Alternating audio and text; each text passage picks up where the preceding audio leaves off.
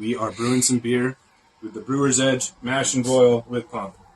You want to do a close-up on that, Nathan? Brewer's Edge. We'll go down to the little digital readout. This thing is pretty sweet. You can set the temperature like hours in advance for it to start up and be ready when you're ready.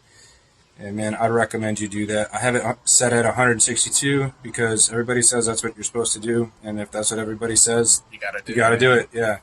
All right, so let's take a look at this thing. I got my super awesome spatula thing. It's really cool. It's like a paddle for beer.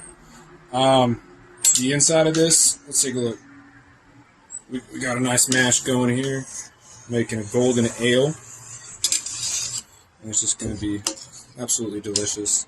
So basically, you got this little guy right here, a handle that pulls up, and there's holes at the bottom that will strain out the product. Mm-hmm. So you get all your sugars into here so we can pour it off into our fermenter. Nice. Yeah, we got the recirculating pump right here. Yeah. Which is just incredible. Look at that liquid. It's taking it from below, sending it above, keeping the temperature nice and even in the kennel. You can adjust the flow, which is what I'm doing because it's gotten a little high. Oh, yeah.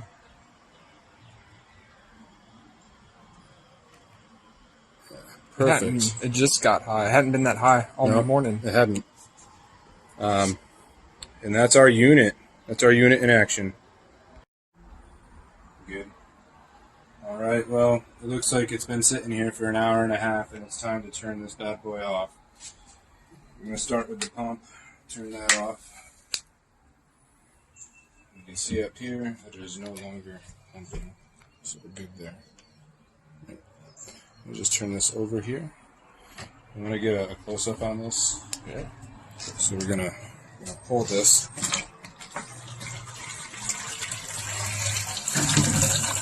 Pull and twist. Look at Twist. that. Hear that draining through there. So all that mash up here, we can get the... See that good? Mm-hmm. Look at that. All that water is going to go through. Then afterwards, we're going to pour some water on that to rinse those grains, get up to our full 5 gallons, and then we're going to start hopping some beer, folks.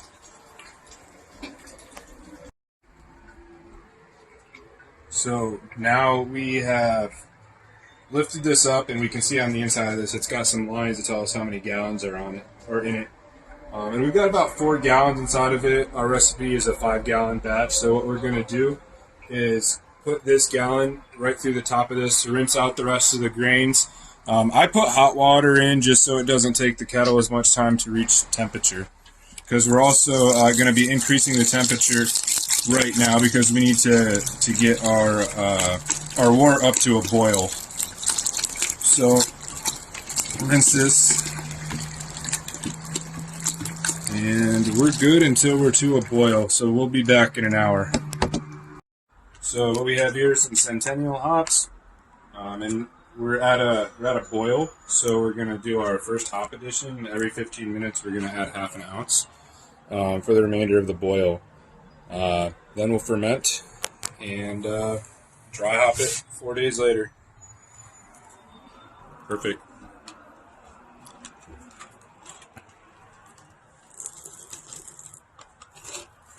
So the other portion there.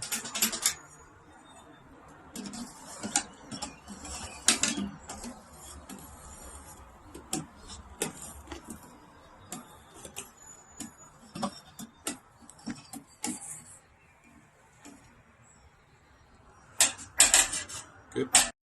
So basically what we're doing here is we're just straining out the hops out of the wort so we don't have a bunch of floaters in our homemade beer. I do this at least you want to start around 200 degrees to 180 because that's where things are going to be sanitary. You don't have to really worry about too much. I still sanitize stuff before I use it, just for the off chance. But the temperature here should really take care of most of those kind of issues that could arise. It's okay that we're not using a hose or anything like that attached to this ball valve here, this drain valve, because we're trying to oxygenate this wort for the yeast. The more oxygen that's in that, it's going to be better for the yeast to make you some beer, some good beer. And that's it.